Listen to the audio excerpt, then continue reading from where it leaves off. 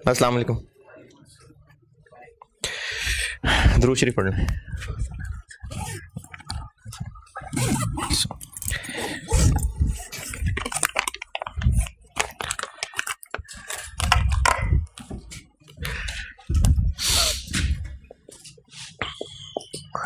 IS 34 और इसके साथ है इसका इफ्रिक 10।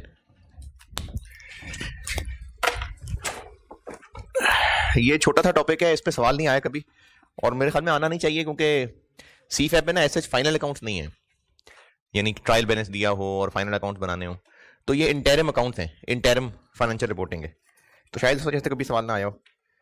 लेकिन इसमें छोटी छोटी एक दो चीज़ें हैं वो आप याद कर लीजिएगा। ये मैंने बनाया हुआ है बुक में, चैप्टर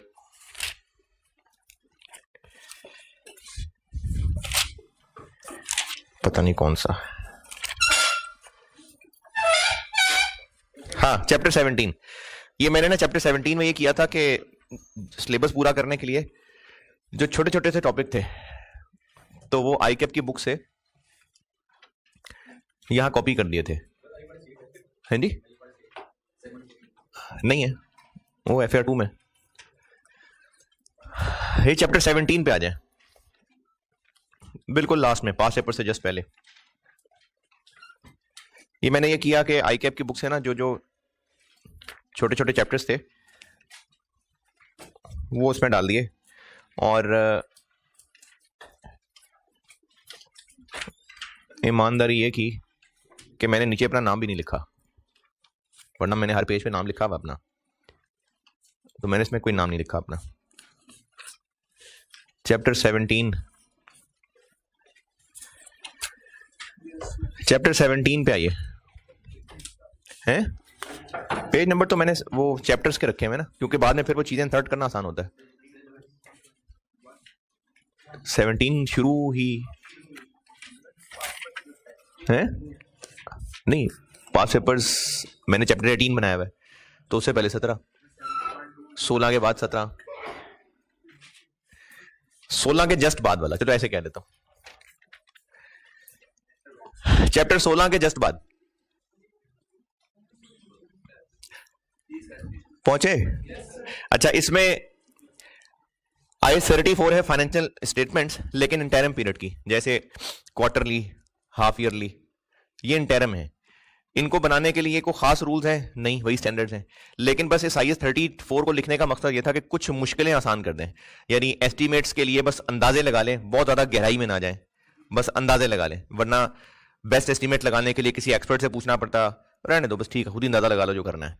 तो इसमें ये चीजें इन्होंने कहा है, थोड़ा हाथ हौला रख दिया है कि बहुत ज्यादा मेहनत करके एस्टीमेट ना लगाएं, टूटे फूटे जैसे ठीक लग रहा है लगा लें।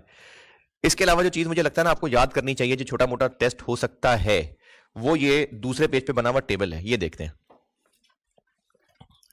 इसकी मिसाल ये रखी है कि ये ईयर एंड जनवरी से दिसंबर है और हाफ ईयर के अकाउंट्स बन रहे हैं, यानी सेकंड क्वार्टर के अकाउंट्स बन रहे हैं। तो जो स्टेटमेंट ऑफ फाइनेंशियल पोजीशन होती है ना, उसमें 2 कॉलम होंगे। जैसे ईयर एंड है अगर 31 दिसंबर और हाफ ईयर बन रहा है, हाफ ईयर तो 30 जून का बन रहा होगा, तो 30 जून की तो बैलेंस शीट देनी है, उसके अलावा पिछले ईयर एंड की बैलेंस शीट देनी है। यानी अगर 31 दिसंबर 22 ईयर एंड है, 31 दिसंबर 22 ये ईयर एंड है 2022, अभी इस वक्त जो अकाउंट्स बन रहे हैं वो हाफ ईयर के बन रहे हैं। हाफ ईयर का मतलब है सेकंड क्वार्टर के बन रहे हैं, सेकंड क्वार्टर के, हाफ ईयर के नहीं सॉरी, सेकंड क्वार्टर के बन रहे हैं। तो जो SOFP है इसमें एक कॉलम तो, क्योंकि ये ईयर ये एज एट होती है, तो एक तो होगा 30 जून 22 का कॉलम, और एक पिछले साल 30 जून का कॉलम नहीं होगा, पिछले ईयर एंड वाला कॉलम होगा।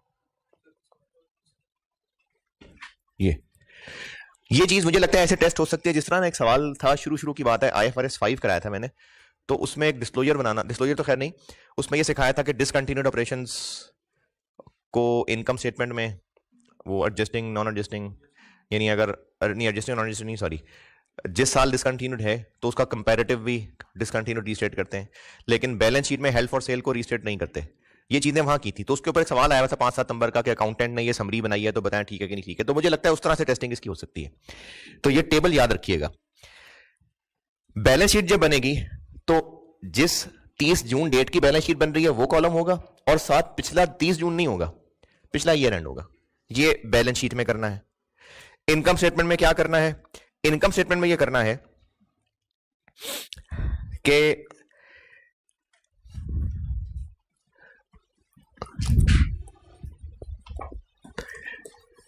30 जून 22 पे एक क्वार्टर का कॉलम आएगा, और 30 जून 22 पे एक हाफ ईयर का कॉलम भी आएगा। ईयर टू डेट समझते हैं? YTD ईयर टू डेट नहीं, ईयर टू डेट का मतलब होता है कि अब हम बना सेकेंड क्वार्टर का रहे हैं, सेकेंड क्वार्टर का, तो एक कॉलम इनकम स्टेटमेंट का सेकेंड क्वार्टर का होगा, और ईयर टू डेट का मतलब है कि दोनों कॉलम्स, दोनों क्वार्टर मिला के, जैसे हम इस वक्त ईयर एंड 31 दिसंबर की बात कर रहे हैं, लेकिन सेकेंड क्वार्टर के अकाउंट्स बना रहे हैं। तो वो जो सेकेंड क्वार्टर है, अप्रैल से जून, उसके इनकम एक्सपेंसेस भी होंगे, और जनवरी से जून भी होंगे। ये 3 महीने के होंगे, ये 6 महीने के होंगे। बैलेंस शीट में जिस दिन की बैलेंस शीट बना रहे हैं वो, और पिछले ईयर एंड की पोजीशन, क्योंकि ये तो एज एट होती है। इनकम स्टेटमेंट हम जिस क्वार्टर की बना रहे हैं उस क्वार्टर की इनकम स्टेटमेंट भी फिगर भी होंगी, और उस साल में चूंकि अब तक 2 क्वार्टर गुजर चुके हैं तो दोनों की कंबाइंड भी होंगी। तो इनकम स्टेटमेंट में इस क्वार्टर का, जैसे अगर सेकंड नहीं थर्ड क्वार्टर की फाइनेंशियल स्टेटमेंट बन रही होती तो थर्ड क्वार्टर भी होता और तीनों क्वार्टर्स का टोटल भी होता। इसी तरह इन्हीं दोनों का कंपैरेटिव भी, यानी 2021 के सेकंड क्वार्टर की भी और 2021 के हाफ ईयर की भी। इनकम स्टेटमेंट जिस क्वार्टर की बन रही है उस क्वार्टर की तो बनानी ही है। अगर ये थर्ड क्वार्टर की बन रही है तो तीनों क्वार्टर्स की टोटल भी बनानी है। अगर ये सेकंड क्वार्टर की बन रही है तो सेकंड क्वार्टर की तो बनानी ही है, दोनों क्वार्टर्स की मिला के टोटल भी बनानी है, और बिल्कुल इन्हीं दोनों कॉलम्स का पिछला 2021 भी बताना है। ये यहां टिक चिक लगा के देखें, बात समझ आती है जी। इंटरम फाइनेंशियल स्टेटमेंट्स का मतलब है साल से कम। इंटरम, अभी साल एंड नहीं हुआ तो उसमें मार्केट में यही चल रहा होता है क्वार्टर क्वार्टर। नहीं, एसओएफपी तो एज एट होती है ना, वो तो फॉर द पीरियड नहीं है। देखो जो 30 जून है वो 30 जून इस क्वार्टर का भी एंड यही है, और उन 6 महीनों का भी एंड यही है।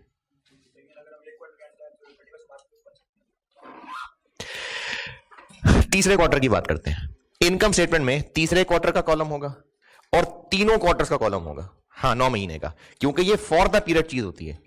बैलेंस शीट में तीसरे क्वार्टर के एंड की फिगर्स हैं, तो साथ 9 क्वार्टर्स के एंड की फिगर तो स्टिल वो यही होंगी ना। तो इसलिए बैलेंस शीट में बस जिस क्वार्टर की बैलेंस शीट बन रही है बस उसी क्वार्टर की बन रही है। कंपैरिजन के लिए बस सिर्फ ईयर एंड है। लेकिन इनकम स्टेटमेंट चूंकि फॉर द पीरियड होती है तो जिस क्वार्टर की इनकम स्टेटमेंट बन रही है उस क्वार्टर की भी बनेगी, और उस साल में अब तक जितना हो चुका उसकी भी बनेगी, और कंपैरेटिव भी ऐसे ही है। ये इसमें टिक और डैश से ये बताया हुआ है। फर्स्ट क्वार्टर में तो ये कॉलम की जरूरत नहीं होगी, यानी अगर पहले क्वार्टर है तो फिर इसकी जरूरत नहीं है, दूसरे और तीसरे में जरूरत है इसकी। हाँ जी, इनकम स्टेटमेंट। अच्छा, कैश फ्लोज में ऐसा नहीं है। कैश फ्लोज में अगर क्वार्टरली अकाउंट्स बन रहे हैं सेकंड क्वार्टर के, तो उसमें क्यूमुलेटिव 6 महीने वाली ही फिगर बतानी है, क्वार्टर की नहीं बतानी। कंपैरेटिव के पिछले साल वाले 6 महीने। अगर कैश फ्लो बन रहा है तो वो क्यूमुलेटिव बताना है, वो क्वार्टर का नहीं बताना। और कंपैरेटिव भी ऐसे ही, यानी अगर ये तीसरे क्वार्टर के अकाउंट्स बन रहे हैं तो कैश फ्लो कितने अरसे का आना है? 3 क्वार्टर, 9 महीने का, और उसका कंपैरेटिव भी 9 महीने वाला। कंपैरेटिव पिछले साल वाला, पिछले साल के 9 महीने। लेकिन इनकम स्टेटमेंट में तीसरे क्वार्टर के अकाउंट्स बन रहे हैं तो तीसरा क्वार्टर भी और 3 क्वार्टर भी, लेकिन कैश फ्लो में बस 3 क्वार्टर्स का टोटल। और इसी तरह सोसी में भी बस 3 क्वार्टर्स का टोटल। यानी सिर्फ इनकम स्टेटमेंट ऐसी है जिसमें फॉर द क्वार्टर दिखाना है, अदरवाइज बाकियों में क्यूमुलेटिव ही है। ये टेबल में तो समरी है, असल में आईएएस की कहानी यही है, ऊपर से 5 पॉइंट्स लिखे हैं ना वो ये हैं। कैश फ्लो में भी जो हम इस साल का दिखा रहे हैं ना वही चीज पिछले साल की, लेकिन बैलेंस शीट में पिछला ईयर एंड कंपैरेटिव है। आप ऐसा करें कि ये जो अंग्रेजी लिखी है ना ये पढ़ें, फिर इसको टेबल से रिलेट करें। जैसे पहले बुलेट पॉइंट में लिखा हुआ है कि एसओएफपी जो बनानी है, ये इसके ऊपर जो 5 बुलेट पॉइंट्स हैं उनकी बात कर रहा हूं, ये 5 बुलेट पॉइंट्स आईएएस कहेगा, वो तो एक एग्जांपल बना के दिखाई हुई है, तो आप अंग्रेजी ये पढ़ें और उसमें वो टेबल वाली एग्जांपल देख लें। पहले बुलेट पॉइंट में कहा हुआ है कि एसओएफपी जो बनेगी eight the end of current interim period, यानी तीसरे क्वार्टर की अगर बन रही है तो तीसरे क्वार्टर वाला कॉलम, एंड पिछले साल एंड की कंपेरेटिव, ये पहले बुलेट पॉइंट में लिखा हुआ। SOFP at the end of current interim period and comparative balance sheet at the end of previous financial year, पिछले साल के क्वार्टर की नहीं, पिछले साल के एंड की। जबकि एसओसीआई के बारे में लिखा हुआ है कि करंट इंटरम पीरियड की भी और क्यूमुलेटिव फॉर करंट ईयर भी टू डेट, और इन्हीं के कंपैरेटिव की बात की है अगले पॉइंट में, तीसरे पॉइंट में इन्हीं के कंपैरेटिव की बात हो रही है। यानी 2022 के अगर तीसरे क्वार्टर का है तो 2022 के तीसरे क्वार्टर का कॉलम भी आएगा और 2022 के 9 महीनों का कॉलम भी आएगा, ये सेकंड बुलेट पॉइंट में लिखा हुआ है। और थर्ड बुलेट पॉइंट में लिखा हुआ है कि 2021 के भी तीसरे क्वार्टर का कॉलम और 2021 के भी 9 महीनों वाला कॉलम, ये थर्ड बुलेट पॉइंट में लिखा हुआ है। और फोर्थ बुलेट पॉइंट में सोसी के बारे में लिखा हुआ है कि अगर तीसरे क्वार्टर का बना रहे हैं तो 9 महीनों का सोसी, और लास्ट बुलेट पॉइंट में कैश फ्लो का लिखा हुआ है कि अगर तीसरे क्वार्टर का बना रहे हैं तो 9 महीनों का कैश फ्लो। पढ़ लो, सोसी फॉर द पीरियड होती है कि एज एट होती है, कैश फ्लो। तो ये जो सोसी और कैश फ्लो है ना दोनों, ये फॉर द क्वार्टर नहीं बताने, फॉर द 9 मंथ्स बताने। कैश फ्लो और सोसी दोनों फॉर द 9 मंथ्स बताने अगर तीसरा क्वार्टर है तो, दूसरा कंपैरेटिव में भी वही वाले 9 महीने, अगर दूसरे क्वार्टर का है तो फॉर द 6 मंथ्स बताना है, सोसी भी और कैश फ्लो भी। तो ये मेरे ख्याल में इस हद तक ये इस तरह की टेस्टिंग हो सकती है, जैसे वो IFRS 5 की एक टेस्टिंग थी, या वो जून 22 का एक सवाल किया था, वो जो एक फ्लो चार्ट सा बनाया हुआ था और वो जूनियर ने बनाया था तो वो ठीक करके बनाना था। तो मेरा ख्याल में उस तरह की टेस्टिंग इसमें हो सकती है। मुझे नहीं लगता कि ट्रायल बैलेंस देके आपसे कहेंगे कि इंटरम अकाउंट्स बना दें, तो ये इस तरह की ही टेस्टिंग हो सकती है थ्योरेटिकल। ये टेबल तसल्ली कर लें, समझ आ गई बात।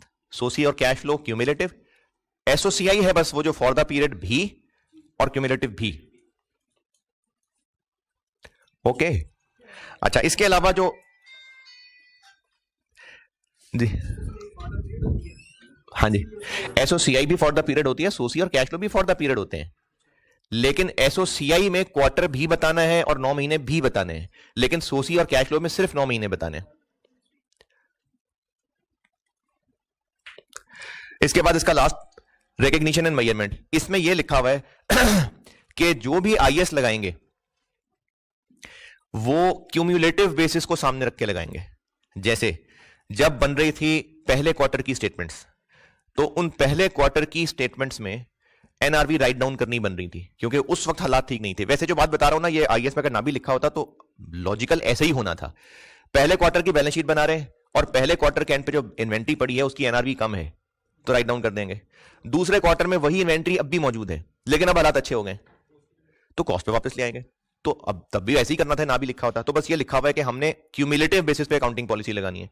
इसी तरह ईयर पहले क्वार्टर के एंड पे हालात खराब थे, एक पीपी को इंपेयर कर लिया, अब उसके बाद अगले क्वार्टर के एंड पे हालात सही हैं तो इंपेयरमेंट नहीं हुई। इसका मतलब इसको ये नहीं कहेंगे कि इंपेयरमेंट लॉस रिवर्सल की अकाउंटिंग है, बस अब 6 महीने सामने आने के बाद नहीं है जी रिवर्सल, नहीं है इंपेयरमेंट, जो पहले एंट्री डाली थी उसको रिवर्स कर दें, क्योंकि अकाउंटिंग क्यूमुलेटिव के हिसाब से करनी है।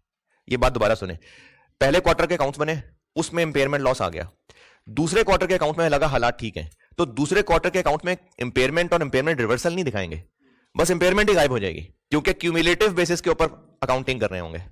लेकिन ये बात शायद इसी तरह ये इंटेंजिबल एसेट्स पहले क्वार्टर के अंदर लगा था कि चीजें पूरी नहीं हो रही,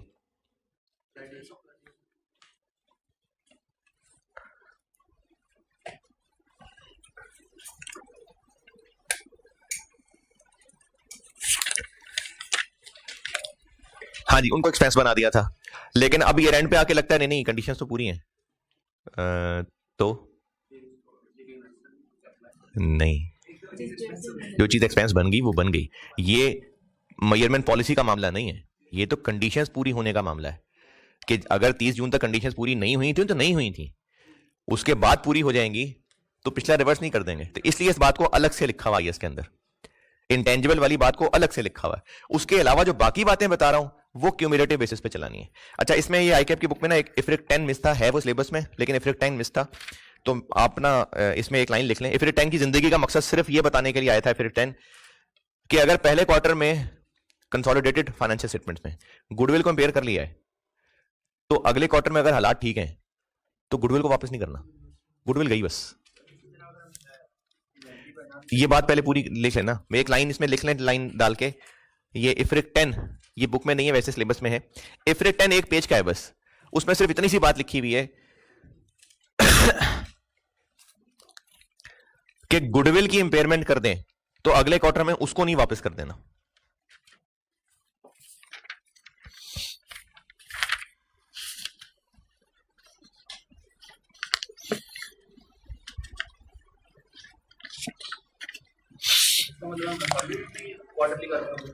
हाँ हाँ, देखें, जिस पेरेंट ने अपनी फाइनेंशियल स्टेटमेंट्स जब भी बनानी होती हैं तो साथ उसने कंसोलिडेटेड भी बनानी होती हैं।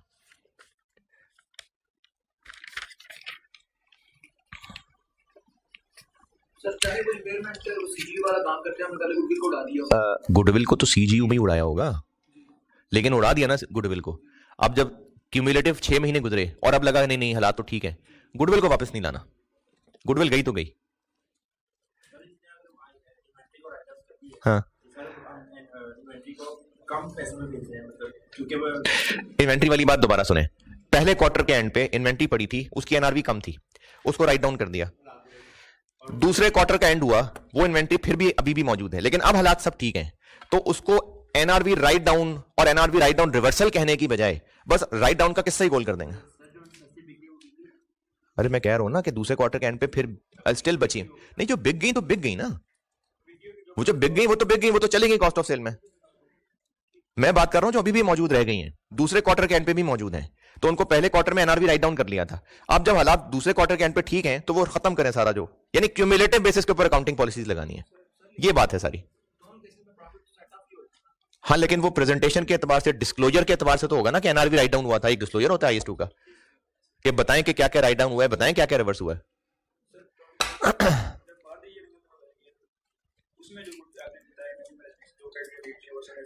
देखें, इंटेंजिबल एसेट को अलग से इसलिए लिखा है कि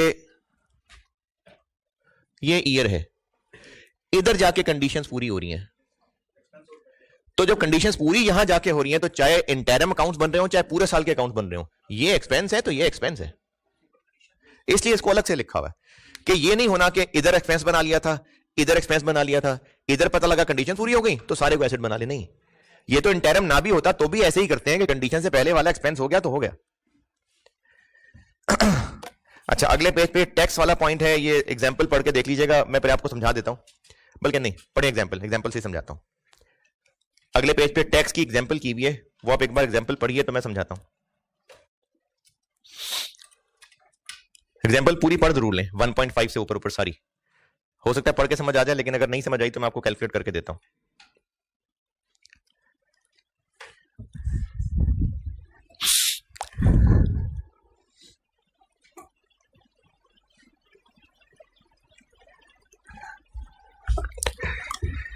बल्कि छोड़े रहने दें यार, देखें इतना टाइम पढ़ने में लगाएंगे, फिर दोबारा समझाऊंगा, फिर दोबारा पढ़ेंगे। क्वार्टर 1 में प्रॉफिट हुआ है कितना, चलो मैं अपनी फिगर ले लेता हूं, 40,000, ऐसी अपनी फिगर ले रहा हूं, प्रॉफिट हुआ 40,000, और जो टैक्स रेट्स हैं वो इस तरह से हैं कि फर्स्ट 50,000 रुपए पे 20%, फिर नेक्स्ट 1 लाख रुपए पे 30%, ये स्लैब रेट जैसे होते हैं। सैलरी कैसी होती है पाकिस्तान में। क्वार्टर 1 में हुआ तो है 40,000 का प्रॉफिट, तो टैक्स रेट कौन सा लगना चाहिए?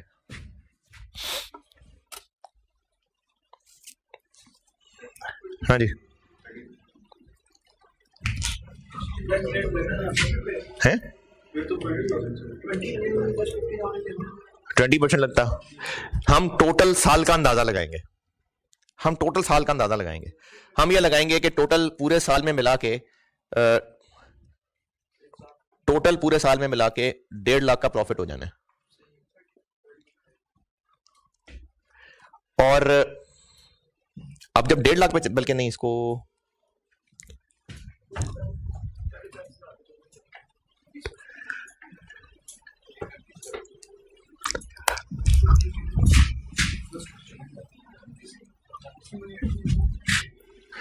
सिंपल रखता हूं 20,000, ताकि हर क्वार्टर का बराबर हो जाए, हर क्वार्टर का बराबर हो जाए, ताकि वरना एक एवरेज रेट निकालना पड़ता।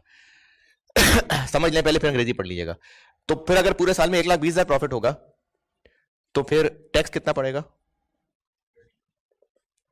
नहीं, 50,000 पे 20%, कितना? 10,000, और बाकी 70,000 पे 30%, 21,000। यानी पूरे साल में प्रॉफिट होगा, टैक्स पड़ेगा 31,000। तो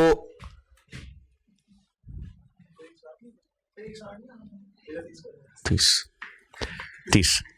अगर पहले क्वार्टर में 30,000 प्रॉफिट हुआ है और हमें लगता है कि हर क्वार्टर में 30 ही होगा, तो फिर हम देखेंगे अल्टीमेटली कितना टैक्स पड़ेगा। वो जो अल्टीमेटली टैक्स पड़ेगा उसके एवरेज रेट से फिर हम लोग टैक्स कैलकुलेट करेंगे। तो क्योंकि हर क्वार्टर में 30,000 ही होना है, तो इस टैक्स को 4 पे डिवाइड कर दें, और कितना बन गया? 6,000, 7,000, 7,750। तो इधर 7,750 टैक्स आ जाएगा। बजाय इसके कि हम कहते हैं 30,000 50 के अंदर अंदर ही है, 20% लगा दें, नहीं, पूरे साल की प्रोजेक्शन होगी और फिर उसके हिसाब से टैक्स रेट लगेगा। बल्कि अगर किसी ने काम किया हो टैक्सेशन में, तो सैलरी पे भी ऐसे ही होता है कि उसको पूरे साल पे एनालाइज करते हैं, फिर देखते हैं किस स्लैब में फॉल करेगी, उसके हिसाब से टैक्स करता है। तो यही लिखा हुआ है इसके अंदर, ये टैक्स वाली सारी कहानी।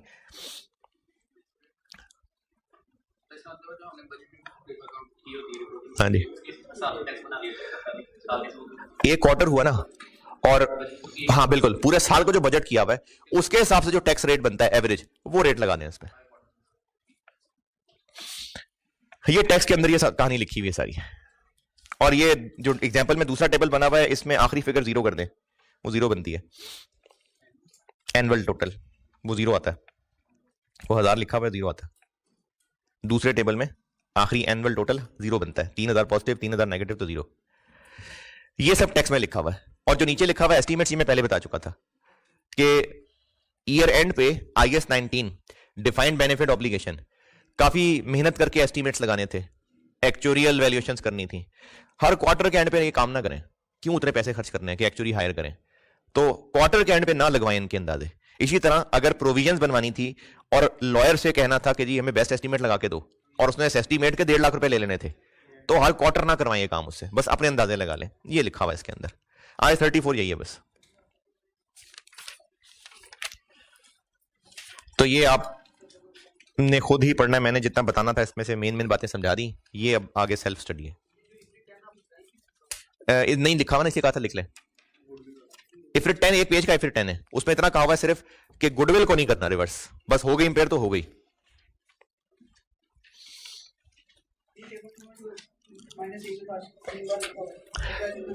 वो मिसाल पढ़ोगे तो पता लगेगा। मिसाल में ये लिखा हुआ है कि पहले क्वार्टर में 15,000 प्रॉफिट आया। अब वो 15,000 का जो प्रॉफिट है,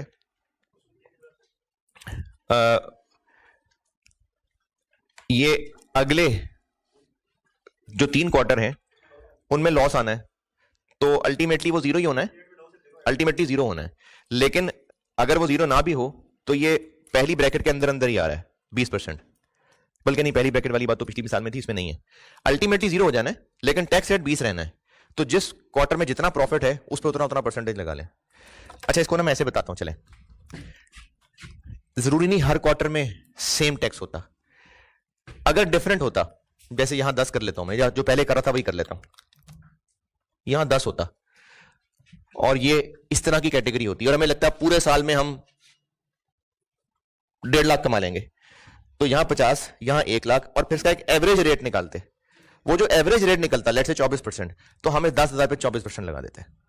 यानी पूरे साल को एनालाइज करके सोचें कि पूरे साल में हम कितने इनकम कमाएंगे, उस पर डिफरेंट स्लैब्स डाल के कितना टैक्स पड़ेगा, उसका एवरेज रेट निकले, जिस क्वार्टर में जितना कमाते जाएं उस पर एवरेज रेट लगाते जाएं। तो इसमें ना उन्होंने वो एवरेज रेट दे दिया 20%। हो सकता है कोई मिनिमम टैक्स का भी मसला हो, तो वो एवरेज रेट 20 दे दिया, तो अब जिस जिस क्वार्टर में जितना जितना कमाते जा रहे हैं उस पर 20% लगाते जा रहे हैं। I-34 done. अरे भाई ये I-34 पाकिस्तान का नहीं है ना, इंटरनेशनल है, इंटरनेशनल अकाउंटिंग स्टैंडर्ड है ना, तो होते होंगे कई मुल्कों के अंदर स्लैब रेट्स, वो तो पाकिस्तान में एक रेट है, इंटरनेशनल अकाउंटिंग स्टैंडर्ड है। I-34 done. अच्छा जी, उस दिन मैंने 24 भी करा दिया था, IFRS 13 भी करा दिया था। ग्रेड 1 पूरा हो गया, ग्रेड 2 के अंदर से सिर्फ रह गया ग्रेड 2 भी पूरा हो गया, हाँ ग्रेड 1 भी पूरा है, ग्रेड 2 भी पूरा है, ग्रेड 3 के अंदर से 3 IAS रहते हैं, रेवेन्यू, लीजेस और IAS 12, अदरवाइज ग्रेड 3 भी पूरा हो गया। ग्रेड आखिरी वाले पे एथिक्स पे आते हैं।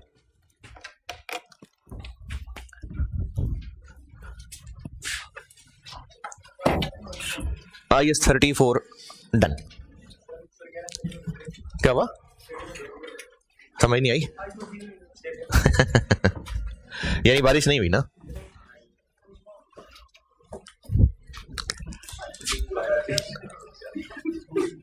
एथिक्स,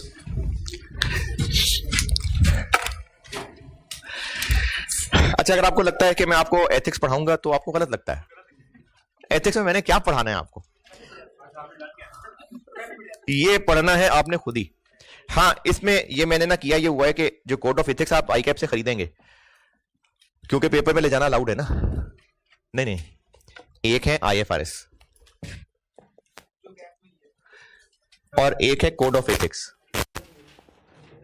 ये कोड ऑफ एथिक्स ना 2019 में रिवाइज हुआ था। ये दो चीजें आपको पेपर में ले जाना अलाउड है। अब अगर आप ये सारी जो रिपोर्टिंग पढ़ाई है वो अच्छी तरह याद कर लेते हैं और IFRS नहीं खोल के देखते, तो फिर पेपर में IFRS ना लेके जाएं। अगर तो साथ साथ IFRS पढ़े हैं ना, फिर पेपर में ले जाने का फायदा है। कोई कुछ चीज भूल रही है तो IAS खोल के देख लें। कोड ऑफ एथिक्स है तो बहुत बड़े, इतनी बड़ी किताब है, ऑडिट में आपने कोड ऑफ एथिक्स पढ़े होंगे, वो ज्यादा होगा जो लोग ऑडिट पढ़ रहे हैं।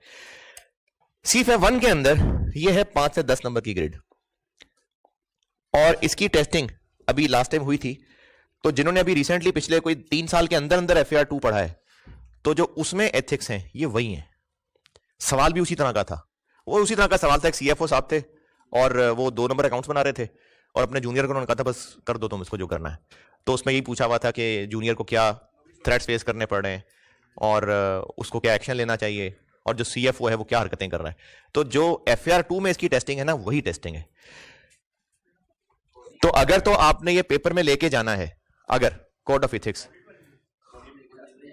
एक ही है, कोड ऑफ एथिक्स एक है, उसके मुख्तलिफ सेक्शंस हैं, मुख्तलिफ पार्ट्स हैं, उनमें से जो रिपोर्टिंग के सिलेबस में है, मैंने ये किया था कि जिन लोगों ने ये नहीं खरीदनी और वो इसको कहें कि कौन पढ़ता फिरेगा इतनी मोटी किताब, तो वो 5-10 नंबर लूज ना करें। तो मैंने ये किया कि उसके सिलेबस के जो हिस्से हैं ना, वो मैंने यहां बुक में डाल दिए, छाप दिए, सेम कॉपी कर दिए, यानी कुछ समराइज नहीं किया, सिर्फ ये किया कि वो 50-70 सफ़ों में फैले हुए थे, 90 में, तो वो मैंने उसके वो स्पेसिंग कम करके तो उसको मैंने डाल दिया। एथिक्स मैंने बनाया हुआ चैप्टर 16। तो जो आपका सिलेबस पोर्शन है ना, ये मैंने 90-100 पेजेस बनते थे, 100 से ऊपर बनते थे शायद, तो उनको मैंने डाल दिया 38 पेजेस, 37.5।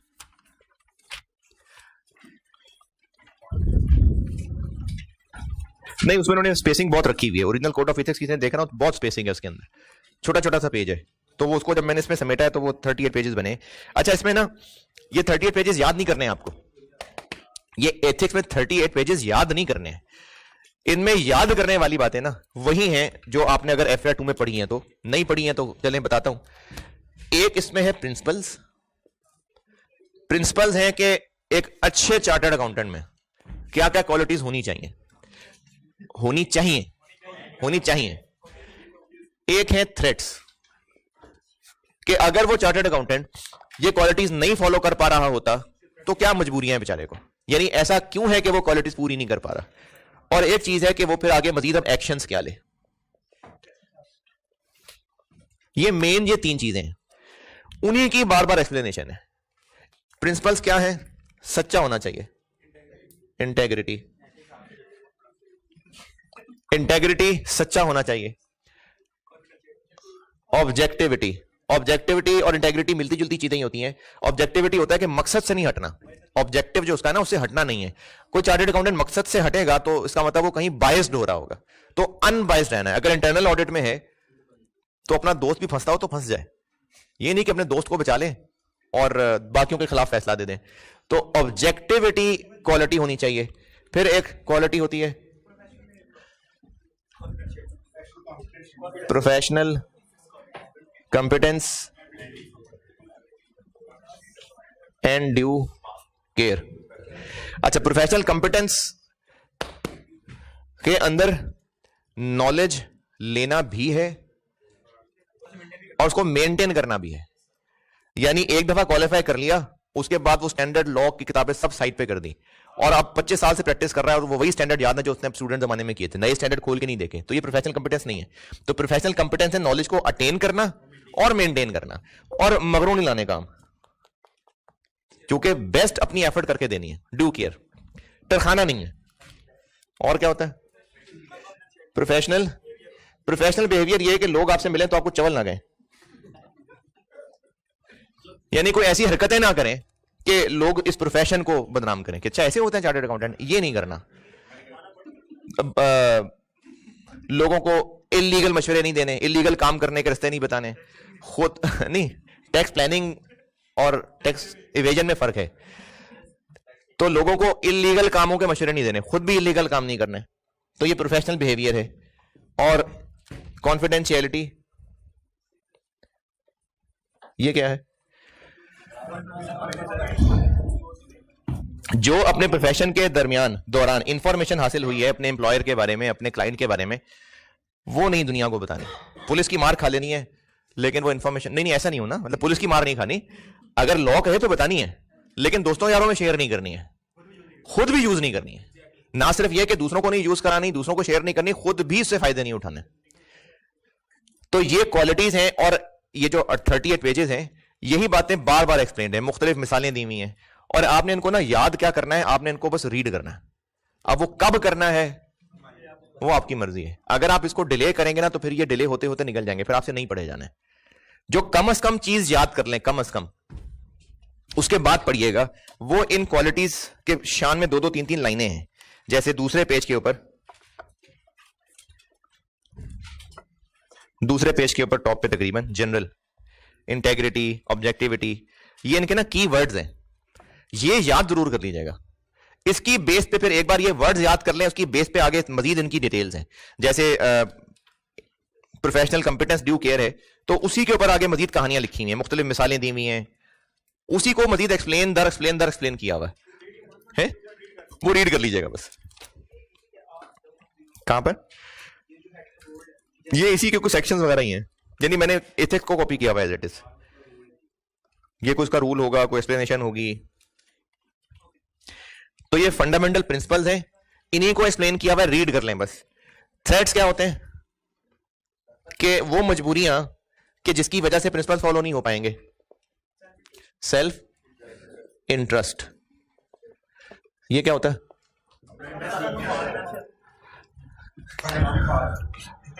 इसमें अपना फायदा और अपना ही फायदा, दोस्त यार का नहीं, अपना फायदा। अब अपने फायदे के अंदर बोनस मिलना भी शामिल है, यह भी शामिल है कि एक फ्री सर्विस यूज कर रहे थे, ये ना हो कि ज्यादा ईमानदार हुए तो अपनी सर्विस छूट जाए।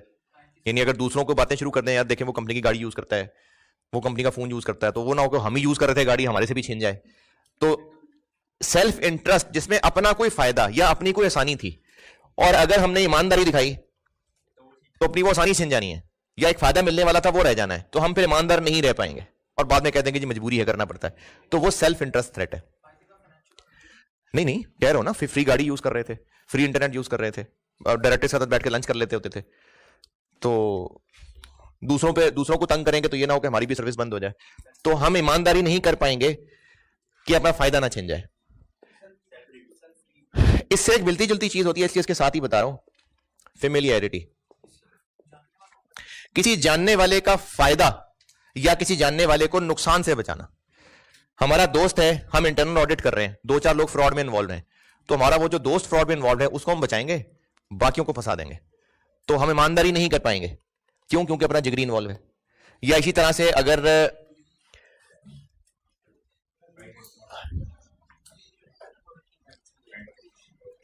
अगर कोई एम्प्लॉय है और उसके साथ बहुत सारे फैमिली मरासिम भी थे, गिफ्ट्स लेने देने भी थे, दावतें इकट्ठे करते थे, यानी बाप दादा के जमाने से ताल्लुकात चले आ रहे थे। अब अगर वो कोई इलीगल काम करेगा कंपनी में और हम सिर्फ इस वजह से वो ना बताएं कि हमने नमक खाया हुआ है, इतने पुराने ताल्लुकात हैं, इतने तोहफे लिए दिए हुए हैं, तो ये भी फेमिलियरिटी थ्रेट है कि हम अपने किसी जानने वाले को या तो फायदा पहुंचाने पे मजबूर हो जाएंगे या उसको नुकसान से बचाने पे मजबूर हो जाएंगे, और इस वजह से ईमानदारी से हट जाएंगे या ड्यू केयर से हट जाएंगे। तो ये फेमिलियरिटी थ्रेट है। ये अपना है, ये अपने जानने वालों का। और एक होता है सेल्फ रिव्यू। सेल्फ रिव्यू होता है कि कल को हम इतनी एफिशिएंसी ना मार दें कि अपनी पुरानी की भी कोई बोंगी पकड़ी जाए। कल को हमको इतनी एफिशिएंसी दिखा जाए कि उससे हमारी ही पिछली बोंगी पकड़ी जाए। जैसे हम लोग ही पहले एक असाइनमेंट पे गए थे, एक दूसरे मुल्क की ब्रांच थी, उसका ऑडिट करने, इंटरनल ऑडिट। अब वहां हम गए, डेलियां भी बनाई, होटल में खाने भी खाए, कोई 15 दिन लगा के ऑडिट करके आए। स्लो काम। अब अगले साल हमें दोबारा भेजा और अब हमने नियत से काम किया तो 3 दिन में काम पूरा हो गया। तो अब लगेगा कि अब 3 दिन में वापस आ गए तो वो पूछेंगे कि पहले 15 दिन क्या करके आए हो। तो अब हम फिर 3 दिन में काम खत्म नहीं करेंगे, अब फिर वही 15 दिन लगाएंगे, वरना इस तरह एफिशिएंसी दिखाने से हमारी पिछली पकड़ हो सकती है। तो सेल्फ रिव्यू थ्रेट है कि हम कुछ ऐसा काम कर दें जिससे हमारा पुराना बुरा किया हुआ काम एक्सपोज हो जाए। इसकी और मिसाल हो सकती है कि पहले थोड़े जूनियर पोजीशन पे थे और वही सारी अकाउंटिंग एंट्रीज बताते थे, अकाउंटिंग ट्रीटमेंट्स बताया करते थे। अब थोड़े सीनियर हो गए तो मैनेजमेंट ने कहा कि अब ना आपका सुपरवाइजरी रोल है, आपने ना सबको चेक करना जाके उन्होंने सही अकाउंटिंग की हुई है कि नहीं की हुई। तो वही अपने बच्चे जो सिखाए हुए, जिनको हम ही बता के आए थे अकाउंटिंग करो, तो अब हम उनको जाके ये नहीं कहेंगे कि ये क्या अकाउंटिंग की हुई है, ये तो गलत अकाउंटिंग की हुई है। तो अब हमारी इस गलत अकाउंटिंग पकड़ने से वो कल को हमारी ही गलती निकल आएगी, तो हम इस बार फिर सुपरविजन भी ठीक नहीं कर पा रहे होंगे। तो ये सेल्फ रिव्यू थ्रेट है कि हमारा पुराना किया हुआ काम पकड़ा जाएगा, तो इस वजह से हम लोग ईमानदारी नहीं कर पा रहे होंगे। और क्या होता है?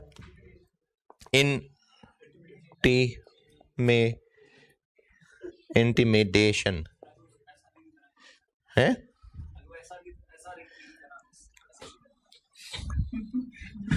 कैसे कैसे कौन है सर? क्या? I don't know. अच्छा, इंटिमिडेशन थ्रेट ये है। और सेल्फ इंटरेस्ट थ्रेट अपना फायदा या अपनी कोई आसानी छिन जाने की वजह से, अपना फायदा मिस हो जाने की वजह से या अपनी आसानी छिन जाने के डर से ईमानदारी नहीं कर रहे थे। अब अपने आप को किसी नुकसान में ना डाल लें, इस डर से बचने के लिए हम ईमानदारी नहीं करेंगे। धमकियां भी इन्वॉल्व हो सकती हैं, बॉस के खिलाफ बात करना इन्वॉल्व हो सकता है, फैमिली को धमकियां मिल गई हैं वो इन्वॉल्व हो सकता है, किसी सरकारी इदारे के साथ फंडा लेना इन्वॉल्व हो सकता है। तो इंटिमिडेशन थ्रेट अपने आप को नुकसान पहुंच जाए इस डर से हम लोग ईमानदारी नहीं कर रहे होंगे। सेल्फ इंटरेस्ट थ्रेट अपना कोई फायदा मिलना था या मिलता आ रहा था, कोई सर्विस मिल रही थी या मिलने वाली थी, वो ना छूट जाए इसलिए बेईमानी कर देंगे, ये सेल्फ रिव्यू थ्रेट है। और हमें कोई नुकसान ना पहुंच जाए इस डर से बेईमानी कर दें, तो ये इंटिमिडेशन थ्रेट है। और लास्ट एडवोकेसी थ्रेट।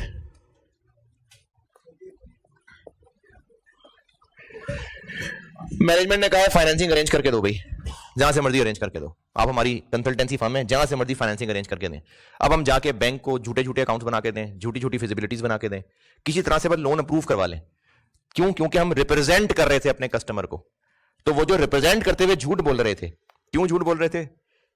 क्योंकि we had to get the job done, हम रिप्रेजेंट कर रहे थे।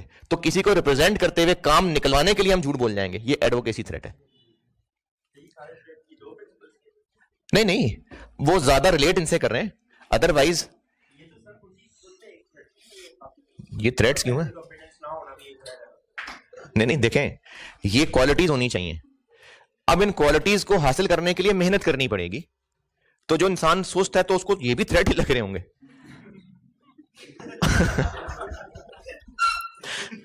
तो ये क्वालिटीज होनी चाहिए। अब ये क्वालिटीज हासिल क्यों नहीं कर पाएंगे? सुस्ती के अलावा ये क्वालिटीज क्यों हासिल नहीं कर पाएंगे? ये टेंशन है जिसकी वजह से वो क्वालिटीज हासिल नहीं हो पाएंगी। देखिए ना, कॉन्फिडेंशियलिटी है, ये ब्रीच हो जाएगी अगर हम अपने फायदे के लिए कोई इंफॉर्मेशन यूज कर लेंगे। तो सेल्फ इंटरेस्ट थ्रेट की वजह से कॉन्फिडेंशियलिटी ब्रीच हो जाएगी। तो जरूरी नहीं है बेमानी वाली बात ही है, मैं मिसालें इधर दे रहा था, वरना ये भी मिसाल है। हम अपने दोस्त को फायदा पहुंचाने के लिए कॉन्फिडेंशियलिटी ब्रीच कर जाएंगे, हम अपने दोस्त को फायदा पहुंचाने के लिए इलीगल मशवरे देना शुरू कर देंगे उसको, हम सेल्फ रिव्यू थ्रेट के अपनी पुरानी गलती की वजह से हम एक्सपोज ना हो जाएं, हम ड्यू केयर करना छोड़ देंगे। तो इसलिए सारे के सारे प्रिंसिपल इफेक्ट हो सकते हैं।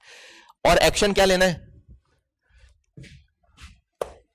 जिससे मसला है उसको समझाएं, नहीं समझता तो उसके बड़े को समझाएं, वो भी नहीं समझता तो उसके बड़े को समझाएं, वो भी नहीं समझता तो पीछे हट जाए, लेकिन पीछे हटते हुए लॉयर से मशवरा जरूर कर लें, ये ना हो कि आप फंस जाएं बाद में।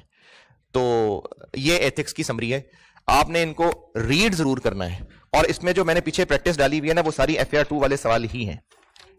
और रिसेंट टाइम में जो सवाल आया था वो भी देखने से FAR 2 का ही लग रहा था, क्योंकि उसमें CFO ने कहा था गलत अकाउंट बना दो, और वो जो बेचारा भी छुट्टियों से आया था तो वो फंस गया था कि क्या करे। तो एथिक्स डन जी। कोड ऑफ एथिक्स सब चार्टर्ड अकाउंटेंट्स के लिए हैं। उनमें वो पोर्शन जो प्रैक्टिसिंग चार्टर्ड अकाउंटेंट के लिए है, वो रिपोर्टिंग के सिलेबस में नहीं है। रिपोर्टिंग के सिलेबस में ना एथिक्स के 2 पार्ट्स हैं,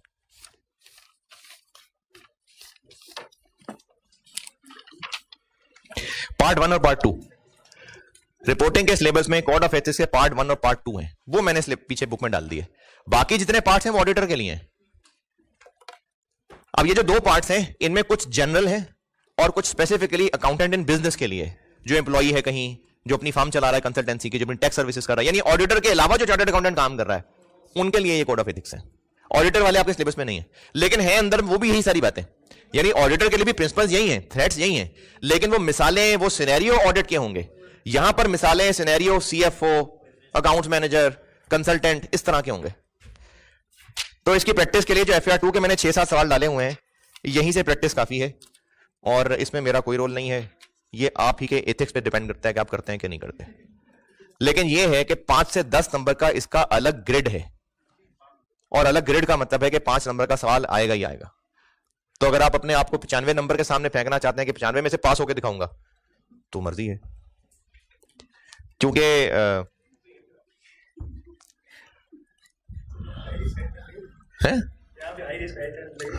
नहीं, हाई रिटर्न नहीं हुए यहां पर पेपर का रिटर्न मिलेगा आपको, कि पेपर रिटर्न हो जाएगा ज्यादा रिस्क लेंगे तो।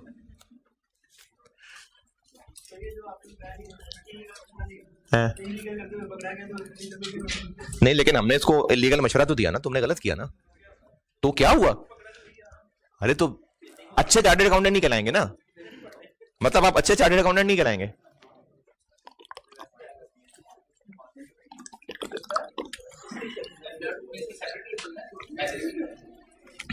सेपरेट है, याद नहीं है, लेकिन मेरा ख्याल है सेपरेट है उसमें भी। उसमें भी शॉर्ट क्वेश्चन में एक एथिक्स आ ही जाता है। ये पुराने हैं, उस दौर में FAR 2 में इसकी सेपरेट ग्रेड होती थी 10 से 15 शायद, तो ये 8-9 नंबर का सवाल आती आता था कंफर्म। अब मुझे याद नहीं है, शायद मिक्स हो गए 2-3 चीजों के साथ, या अभी भी सेपरेट है, याद नहीं।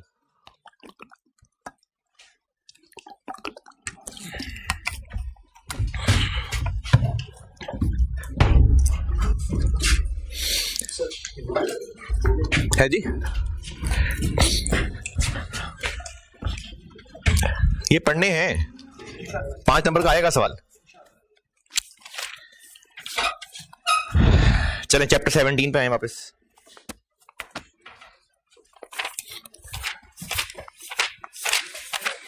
हैं क्या ये आज जितना भी टाइम लगा, लीजेज और रेवेन्यू और IAS 12 के अलावा बाकी सब लपेट के जाएंगे आज।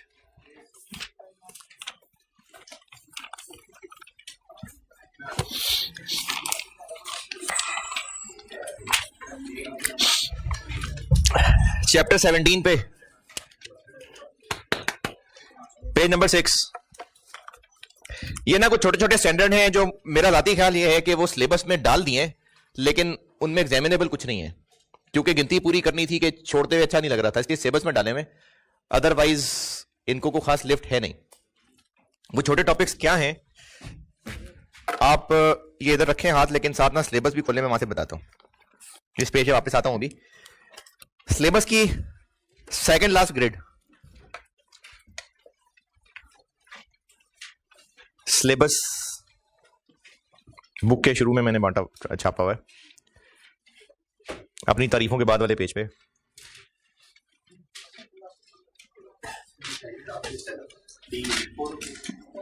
सेकंड लास्ट ग्रेड है, यानी डी। वही है ये सामने जो खुला, यही है। ABCDE D, specialised financial statements and areas.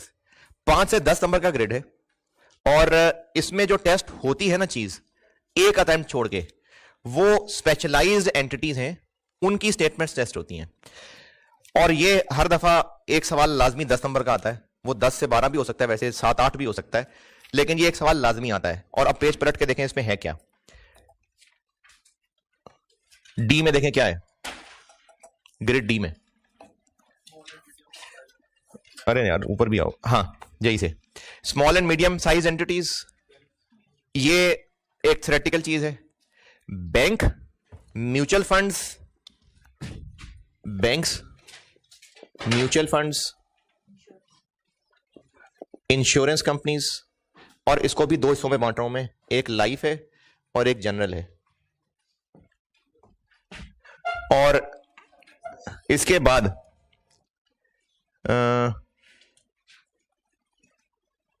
इसी की अगली लाइन जो 2 लिखा हुआ है, बेनिफिट प्लान्स। ये 5 चीजें हैं, ये इनको 2 कह रहा हूं मैं। ये 5 चीजें हैं, इनमें से एक के फॉर्मेट्स टेस्ट होते ही होते हैं, वो लगाने आपने रट्टे। इन 4 के तो रट्टे आप फिर भी लगा पाएंगे, बैंक्स के लिए आपको दुआएं करनी पड़ेंगी कि ना आए, क्योंकि इसके बहुत कॉम्प्लिकेटेड फॉर्मेट्स हैं। लेकिन छोड़ने का रिस्क ना लें, क्योंकि सबसे ज्यादा टेस्ट कौन सा हुआ होगा भला? बैंक। सबसे ज्यादा बैंक टेस्ट हुआ है, तो बैंक है। लास्ट टाइम बैंक हुआ है नहीं, तो आपकी ये अटेम्प्ट है कि अगली अटेम्प्ट है?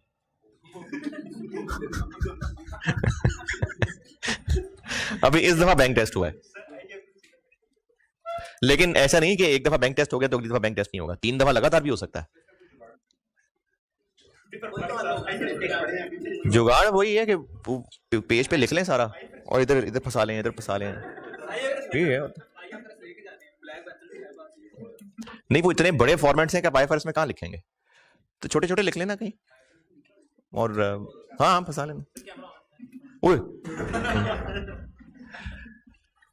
बाकी आप देख लें इसको, जैसे याद करना या लेके जाना है जैसे। लेकिन ये स्टैंडर्ड्स में नहीं है, ये आपको याद करने पड़ेंगे। तो ये जो आखिरी ग्रेड है ना, ये जो सेकंड लास्ट स्पेशलाइज्ड, इसमें इनमें से आता है सवाल। उसके अलावा भी कुछ फालतू फालतू टॉपिक हैं जो सिलेबस में डले हुए हैं, इसलिए मैं छोड़ तो नहीं रहा, लेकिन वो ICAP की बुक से ही मैंने 2-2 पेजेस के चैप्टर थे वो उठा के यहां छाप दिए। तो पहले मैं वो फालतू वाले लपेट लेता हूं, फिर इन पे करता हूं बात। है जी, हाँ वो सारा मैंने चैप्टर 17, ये जो आपको इस ग्रेड डी में नजर आ रहा है ना, ये सारा कुछ मैंने चैप्टर 17 में डाला हुआ। क्या जी? नहीं, मैंने 2008 से तो देखा है, तो नहीं हुई। 2008 से तो इन्हीं की होती है।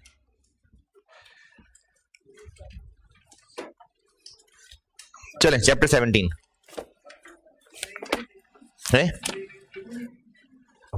ब्रेक अभी क्या टाइम हुआ है? ये 11:15 हो रहे हैं कि 11:15 हो रहा है? नहीं यार 11:15 नहीं। होए होए होए, चलें कोई बात नहीं, ये ब्रेक के बाद करा देता हूं। नहीं बैंक तो मैंने करा दिए, बैंक तो हो गए।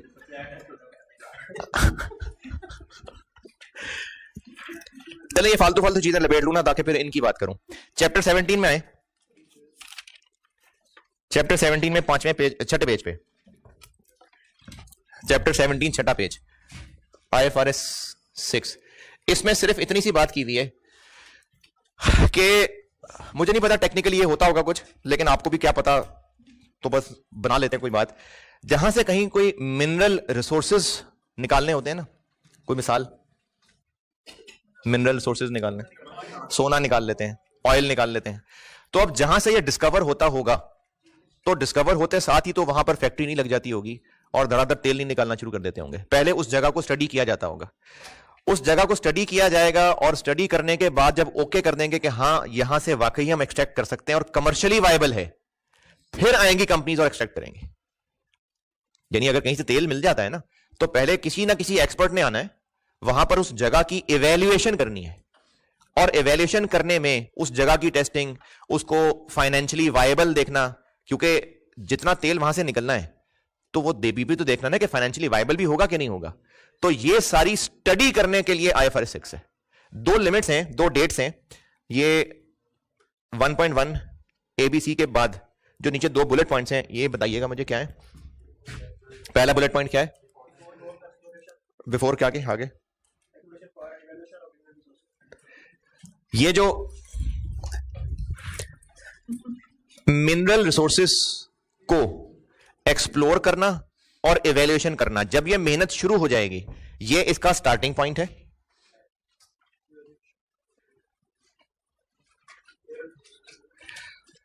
और जब ये कंप्लीट हो जाएगी और फिर इजाजत मिल जाएगी कि अब आप यहां करें, निकालें तेल और बनाएं और बेचें, यानी टेक्निकली फिजिबल हो गया, फाइनेंशियली वायबल हो गया।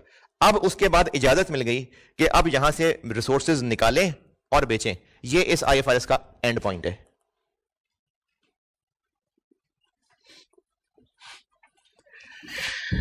इवैल्यूएशन शुरू करना और फाइनली इस नतीजे पे पहुंचना कि सब सही है, इस फेज के लिए IFRS 6 है।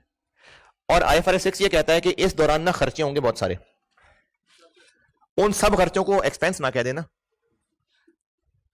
उनमें से आप एसेट्स भी बना सकते हैं और उन एसेट्स को बनाएं, क्योंकि IAS 16 उनके बारे में खामोश था, IAS 38 खामोश था। तो हम आपको इजाजत दे रहे हैं कि जो आपको इस फेज में लगते हैं खर्चे ऐसे कि वो एसेट बनने चाहिए, आप उनको एसेट कहें। जिनकी फिजिकल एग्जिस्टेंस है उनको आप PPE कह लें, IAS 16 मना कर रहा है, करने दें उसको मना। अगर वो टेंजिबली एग्जिस्ट करते हैं तो उनको आप टेंजिबल एसेट्स कह दें, और अगर राइट्स वगैरह हैं तो उनको इंटेंजिबल कह दें। डेप्रिशिएट भी किए जाएं, रीवैल्यू भी किए जाएं, इंपेयरमेंट टेस्टिंग भी किए जाएं, हम इजाजत देते हैं आपको।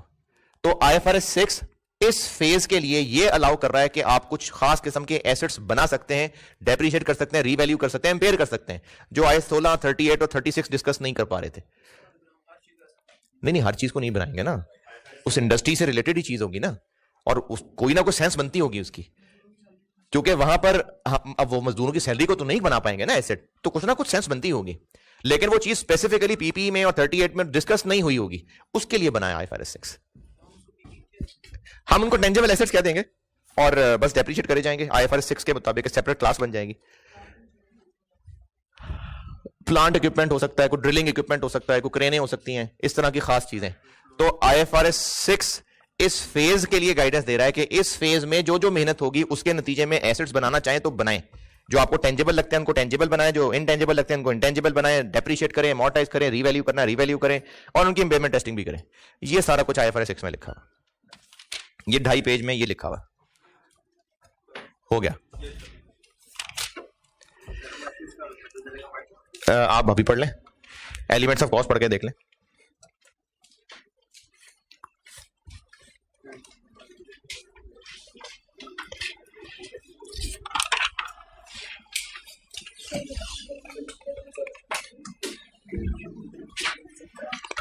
हाँ जी, done, will be done, will be done. Page 9 है जी, क्या यही से तो शुरू किए थे मैंने आज वाली क्लास, IAS 34 से शुरू की थी भाई। IFRS 14 है, एक IFRIC 14 था, ये IFRS 14 है। IFRS 14 ने सिर्फ इतना कहा हुआ है कि वो कंपनीज जिनकी प्राइसेस किसी सरकारी रेगुलेशंस के अंडर होती हैं, जैसे नहीं, दूध की कौन से रेगुलेशन है? पेट्रोल की प्राइस कौन डिसाइड करेगी? गवर्नमेंट, और वो इंप्लीमेंट भी होगी। यानी हर कोई अपनी मर्जी से नहीं बेचेगा। तो वो कंपनीज जिनको किसी ना किसी गवर्नमेंट के रूल्स के तहत गवर्न किया जा रहा होता है और वही उनकी प्राइस रेगुलेट कर रहे होते हैं, तो उनके कोई ना कोई गवर्नमेंट ने लॉ बनाए होंगे और उन लॉज के अंदर हो सकता है कोई ऐसे फार्मूले होते होंगे दुनिया में कहीं। यानी आईएफआरएस 14 ने सिर्फ इतना कहा है कि अगर इस तरह कोई गवर्नमेंट की रेगुलेशंस हैं और उन्होंने, अच्छा ये होते होंगे कुछ मुल्कों में तो ये बना है, और उन लोकल लॉज ने आपको फलाने फलाने खर्चों को फॉरेन एक्सपेंस मानने से मना किया है और कहा है कि इनको 5 साल पे एक्सपेंस फैला देना, डेफर कर लेना, फॉरेन एक्सपेंस ना बनाना, उन रूल्स ने कहा हुआ है। जैसे हो सकता है पाकिस्तान में कोई लॉ हो सकता है जिसने उन पेट्रोल वाली कंपनीज को कहा हो कि आपने अपने जो लाने जाने वाले लोग हैं पेट्रोल को डिलीवर करना, इनकी तनख्वाहों को फॉरेन एक्सपेंस नहीं कहना। हो सकता है मैं बना रहा हूं, इनको 3 साल पे फैला के एक्सपेंस कहना है। तो ये किस आईएस के तहत एसेट बन रहा होगा? किस आईएस के तहत ये एसेट क्रिएट हो रहा होगा? कोई नहीं इजाजत देता इसकी। तो एम्प्लॉइज की सैलरी कौन कहता है कि अभी एक्सपेंस ना बनाओ, 10 साल में फैला लो? कोई भी आईएस इजाजत नहीं देगा। लेकिन लोकल लॉ कह रहा है, तो आईएफआरएस 14 ये कह रहा है कि आपने ना बाकी आईएस की टेंशन नहीं लेनी, चुप करके लोकल लॉ फॉलो करो।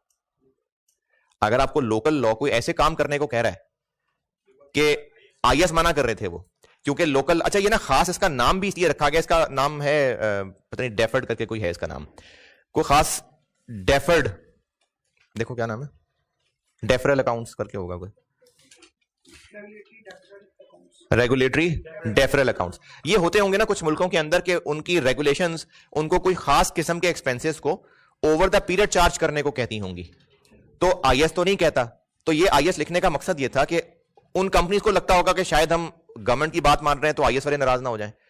तो इस आईएस लिखने का मकसद ये था कि अगर गवर्नमेंट ने कोई ऐसा रूल बनाया हुआ है तो आप बेफिक्र होकर वो रूल फॉलो करें। कोशिश करें वैसे कि आप आईएस पे आ जाएं, लेकिन खैर है आप गवर्नमेंट के रूल फॉलो कर लें। बस ये आईएफआरएस 14 है। बस सिर्फ डेफरल, कुछ एक्सपेंसेस हैं जिनको डेफर किया होता है, हो सकता है कोई इनकम भी होती हो, यानी कोई ऐसी चीजें हैं जिनको फौरन रिकॉग्नाइज कर लेते अगर आईएस लगाते, लेकिन गवर्नमेंट के रूल्स की वजह से उनको फौरन इनकम एक्सपेंस नहीं बनाया गया, डेफर कर दिया गया। तो ये आईएफआरएस 14 ये कह रहा है कि आप गवर्नमेंट रूल्स की बात मान लें, आईएस की टेंशन ना लें। ये भी हो गया है तो हो जाए नहीं, लेकिन ये उनकी बात हो रही है जहां पर कोई रेगुलेशंस इन्वॉल्व है, ये उनकी बात हो रही है। तो ठीक है आईएफआरएस 14 कह रहे हैं आप उस लॉ की बात माने। IFRS 14 done.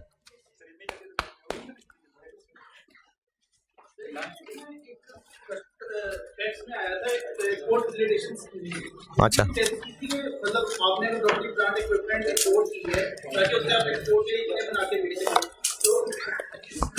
मुझे नहीं पता मुझे नहीं पता इसका, इतनी गहरी बातें ना पूछा कर यार। जो आपको उस पे सारा कंसेशन मिला हुआ है ना वो नहीं। देखिए बात ये नहीं है कि गवर्नमेंट की कोई भी रूलिंग आ गई और उसकी इंप्लीमेंटेशन करते हुए किसी खास ट्रांजैक्शन के ऊपर आईएस से लड़ाई आ गई, ये नहीं आईएफआरएस 14।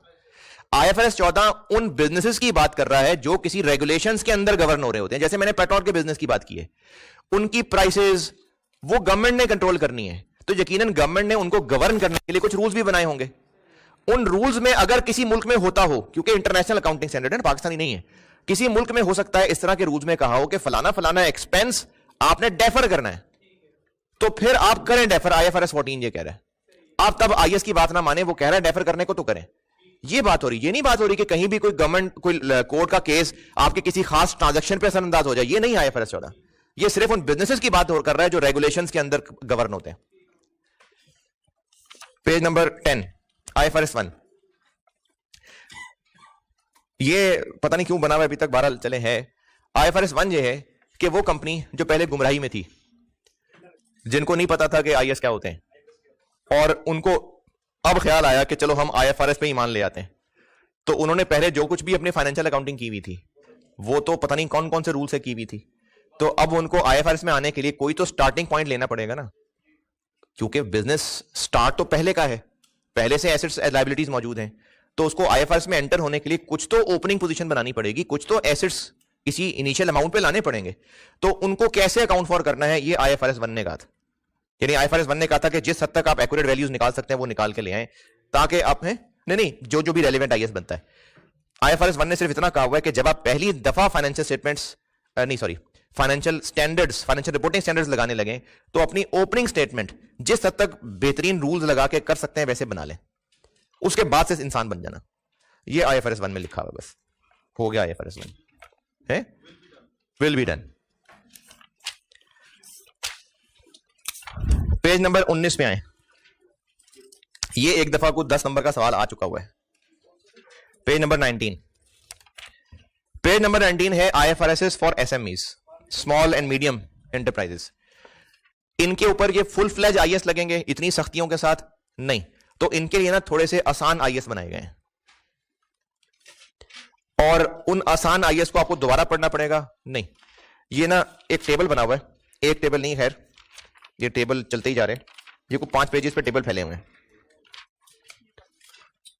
ये टेबल्स आपने याद करने हैं, हाँ जी, क्योंकि ये सवाल आ चुका हुआ एक दफा कि क्या की डिफरेंसेस हैं SMEs में और फुल IFRS में।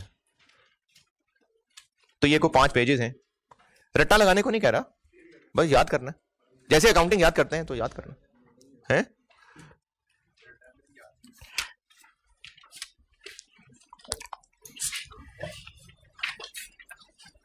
नहीं, अब देखे ना, जैसे मिसाल के तौर पे ये सामने मेरे सामने चीज आई, वही बता देता हूं।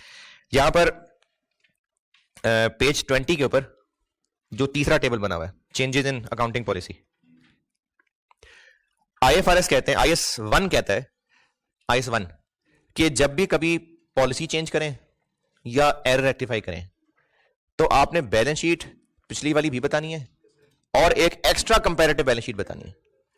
तो SMEs वाले स्टैंडर्ड कहते हैं रहने दो। अब इसमें क्या रट्टा लगाना है आपने? अब इस टेबल में आप पढ़ें तो ये लिखा हुआ है कि IFRS रिक्वायर कर रहे हैं कि 3 फाइनेंशियल स्टेटमेंट्स SOFPs बनानी है, जबकि SMEs वाले IFRS नहीं रिक्वायर कर रहे, तो बस इसमें रट्टा लगाने का है। नहीं, आई सेट नहीं है, तो इस तरह से कह रहा हूं याद करने को।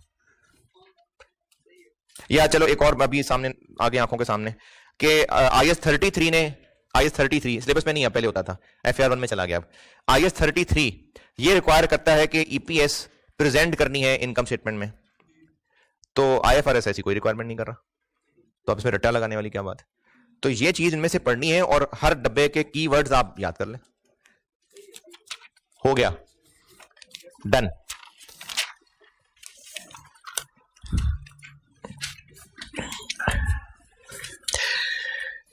पेज नंबर 26,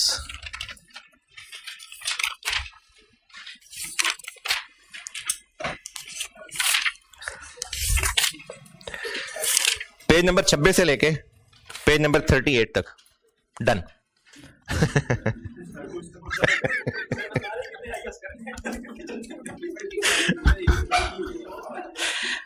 नहीं यार, मैं कम से कम ये तो कह रहा हूं ना कि ये डन, वरना तो मैं जरूरी तो नहीं, ये चीजें नहीं पढ़ाई जाती, मतलब ये तो स्टूडेंट से खुद ही पढ़नी होती हैं, तो मैं कम से कम ये डन ये तो कह रहा हूं ना।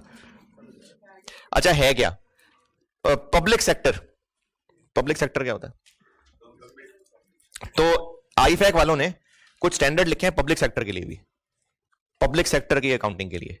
तो ये उसके बारे में कहा हुआ है कि पब्लिक सेक्टर के लिए भी IAS लिखे गए हैं, फलाना फलाना IAS है, इसके लिए लिखा हुआ है, उसमें ये बताया हुआ है। और उनमें से कोई 2 स्टैंडर्ड्स, एक फाइनेंशियल स्टेटमेंट्स बनाने के लिए और एक कैश बेसिस ऑफ अकाउंटिंग के लिए, ये उन्होंने आपके सिलेबस में डाल दिए। तो बस आप इनको पढ़ लें और खत्म करें बात है। नहीं कभी नहीं, पता नहीं, जब होगी तो आइंदा वालों को बता दिया करूंगा। मतलब देखें ना, मैं आपको बता रहा हूं ना, ऐसी चीजें सिर्फ रिपोर्टिंग में नहीं है, सारे सब्जेक्ट्स के अंदर, सिलेबस के अंदर ऐसी चीजें होती हैं जो डाल दी गई होती हैं, लेकिन सिलेबस बनाने वाले को भी नहीं पता लग रहा होता कि मैंने क्या पूछना है इसमें। BFD में ऐसी चीजें मौजूद हैं, तो इसलिए बस पढ़ लें इनको टाइम निकाल के। जी, ये IPS AS public sector accounting standards, page 39, page 39। ये अब का तो नहीं पता, लेकिन मेरा ख्याल है मैंने सुना था कि IAS 29 तो अभी तक शायद अडॉप्ट भी नहीं हुआ है। हाँ, अब हो जाना चाहिए वैसे, हाइपर इन्फ्लेशन, लेकिन ये तो शायद अडॉप्ट भी नहीं हुआ हाइपर इन्फ्लेशन। तो IAS 29 पढ़ लीजिएगा खुद ही, IAS 29 डन है हाइपर इन्फ्लेशनर, कि ऐसी इकोनॉमी जिसमें हाइपर इन्फ्लेशन होती है, ये जो भी पिछले 3-4 महीने से पाकिस्तान में हो रही है, तो इनमें फाइनेंशियल रिपोर्टिंग में क्या करना होता है, फेयर वैल्यूज निकालनी है नहीं निकालनी है, कैसे कैलकुलेशन करनी है, क्योंकि इतनी इन्फ्लेशन हो रही है कि वैल्यू बदले जा रही है, तो उनमें क्या करना है, तो ये पढ़ना है खुद ही है।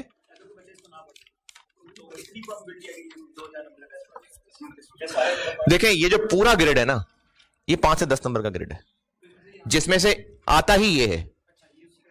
अब आप ये कि इनमें से नहीं आएगा, इसके चांसेस, इनमें से नहीं आएगा इसके चांसेस 5% हैं कि इनमें से नहीं आएगा, तो फिर किन में से आएगा? ये जो सारे डन डन डन होते जा रहे हैं उनमें से ये कुछ 7-8 टॉपिक हैं ये सारे, कि 5% चांसेस हैं कि इनमें से आएगा, और 5% चांसेस भी किसमें से? 5 से 10 नंबर के ग्रिड में से। तो इसलिए बस डन डन डन डन। और लास्ट चीज इसमें इस्लामिक स्टैंडर्ड्स, इस्लामिक स्टैंडर्ड्स, लेकिन इसमें ये इजारा, तो ये लीजेस से रिलेटेड चीज है, तो ये लीजेस पढ़ेंगे तो फिर उसके बाद ये पढ़िएगा। और ये भी डन, बस देखें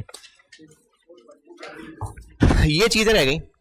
और ठीक है ब्रेक कर लेता हूं, लेकिन बता देता हूं कि इनमें मैं आपके लिए क्या कर सकता हूं, ताकि जिसने जाना है वो चला जाए, क्योंकि क्लास तो ये रहनी है एलएमएस पे। तो मैं आपको पहले बता देता हूं कि मैंने इसमें क्या करना है। इनके ना फॉर्मेट्स, ये तो जो बैंक्स में अवेलेबल है, ये अपने दोस्त से फाइल ले ली थी मैंने एक, ये एक्सेल के ना अकाउंट्स बने हुए फॉर्मेट्स अवेलेबल हैं, मतलब बैंकिंग सेक्टर में अवेलेबल हैं।